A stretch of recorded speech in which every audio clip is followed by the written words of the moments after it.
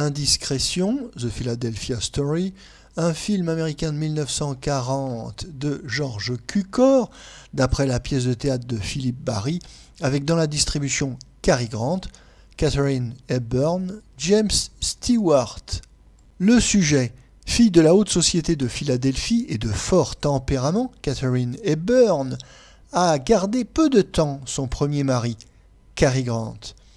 2 ans plus tard, elle est sur le point de se remarier avec un homme d'affaires en vue, ce qui intéresse au plus haut point le magazine Spy, à qui Cary Grant promet les entrées nécessaires à son reporter, James Stewart.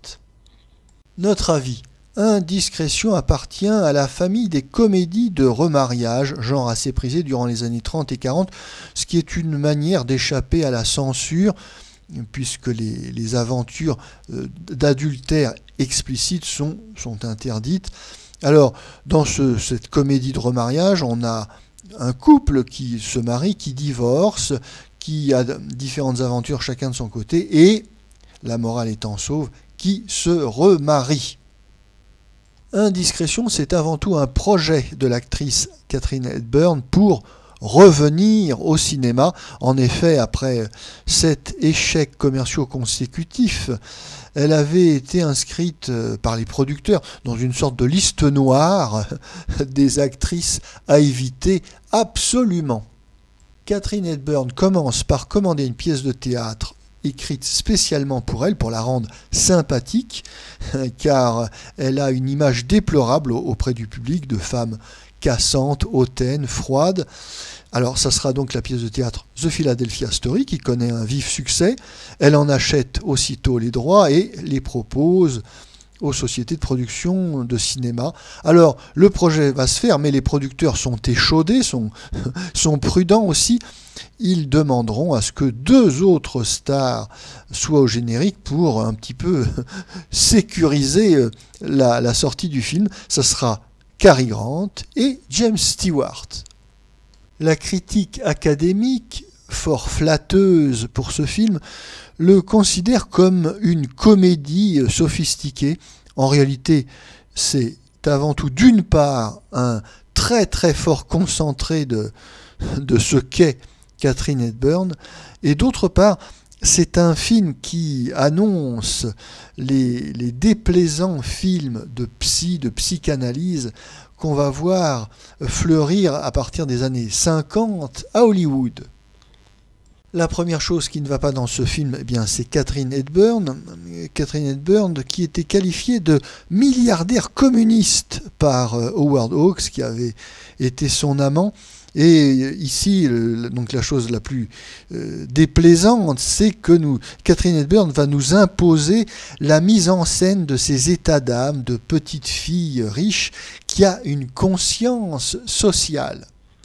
Le personnage qu'incarne Katharine Hepburn, et qui n'est pas un rôle de composition puisqu'il a été écrit spécialement pour elle, comme je le disais, eh bien, ce personnage devient très vite insupportable au spectateur, qui est très vite lassé, ennuyé, fatigué des crises de nerfs donc de ce personnage orgueilleux, versatile, capricieux, superficiel, hystérique même parfois, et surtout qui se caractérise par un égoïsme obsessionnel.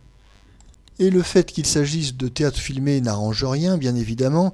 Nous supportons avec beaucoup de patience de très longs bavardages qui tournent toujours autour du personnage principal interprété par Katharine Hepburn, qui nous assène des monologues qui n'en finissent pas, des leçons de ce qu'on pourrait appeler du gauchisme mondain, et qui nous impose de l'analyse, de l'auto-analyse de ses sentiments et de ce qu'on pourrait appeler de questions psychosociales. Tout ça tourne très vite, bien sûr, à la caricature insupportable.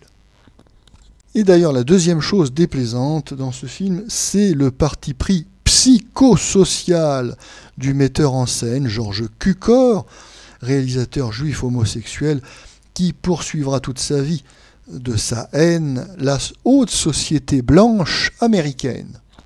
Cette mise en scène à prétention psychanalytique annonce malheureusement une certaine tendance du cinéma hollywoodien des années 50, beaucoup de films par exemple avec Elizabeth Taylor ou Montgomery Clift. Quand Sigmund Freud était arrivé à New York, il avait répondu aux journalistes qui l'interrogeaient sur le but de sa visite: je vous apporte la peste. Eh bien, on pourrait dire également d'une certaine manière que George Cukor et Katharine Hepburn, avec cette modeste comédie de remariage, indiscrétion, eh bien on pourrait dire que eux aussi ils apportent la peste au cinéma hollywoodien.